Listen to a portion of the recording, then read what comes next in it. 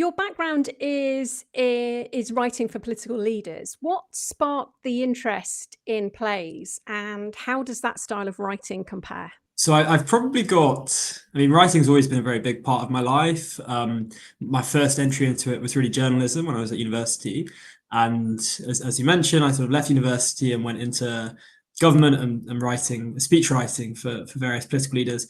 And I've really got the co-founder of Kick It Anywhere and the producer of Brixton Calling to thank for getting me into playwriting, I guess. I sort of love the theatre. It was a big part of my life growing up. We used to come down from where I lived in the Midlands to London for the matinee with my parents, and as a story that's I'm sure familiar to a lot of people. But it was only when I was living in Brixton during the lockdown with the producer I mentioned, who is a writer himself, and he sort of said, "Well, we've got to do something with all of this time that we've got. Why don't we write a play together?" And yeah, just totally hooked by it. And we've been writing together for 5 or 6 years now. And in terms of how it differs, I think honestly, of course, it's very different in a lot of ways, but I do think there are some quite core similarities that have been very useful when applied to playwriting. There's something about the fact that when you are writing for someone who is going up and in some like performing the words, whether it's a politician who is sort of presenting to an audience or an actor who's in the theatre, and I think there's something very there's you can't avoid the sort of scrutiny of listening to someone read words that you've written and really hearing every single word and the rhythm of the sentence and sort of things that work, things that don't work. And so doing that first in a kind of political speech writing context, I think has been very helpful as I've started transferring it to theatre. You've already touched upon Brixton Calling, which is your play, and it's inspired by Simon Parkes' best-selling memoir, Live at the Brixton Academy.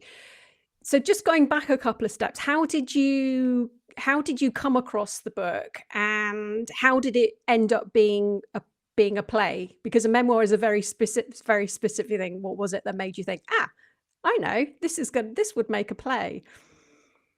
Yeah, so in the same way that theatre was a big part of my life growing up, music was as well. My dad used to be an amateur when he was sort of my age, used to be an amateur DJ. And so when we were kind of crisscrossing the country, going to various sort of sporting events or football matches, we'd always be listening to music. And he introduced me to the Clash and the Jam and that type of era of music. And so I moved to London. I was in Brixton, just in a sort of rental flat, very near to the Brixton Academy, actually. And a very good friend of mine who works in the music industry just said, I've just read this book. You have to read it. I think you'd love it. And totally devoured it in sort of a couple of days. It's an incredible story. And we'd actually just seen, me and another friend had just seen Cruise on the West End at around the same sort of time, which I'd totally fallen in love with. And I just sort of, my brain started fizzing with this idea that type of theatre, which is very musical, there was obviously a musician on stage the whole time in Cruise, could really work for the type of story that Simon Parkes had told in Live at the Brixton Academy. And so yeah, that's probably 3 or 4 years ago now, and that started a very, very long process of first writing the script and then getting in touch with Simon and getting Simon on board to let us bring it to stage.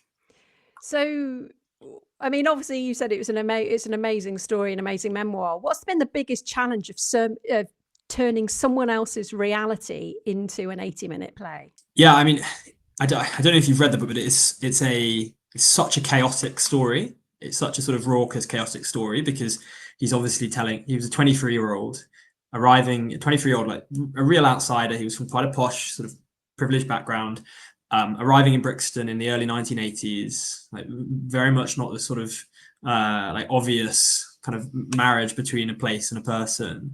And he bought this derelict cinema for £1 and just sort of said, I think that could be an amazing music venue.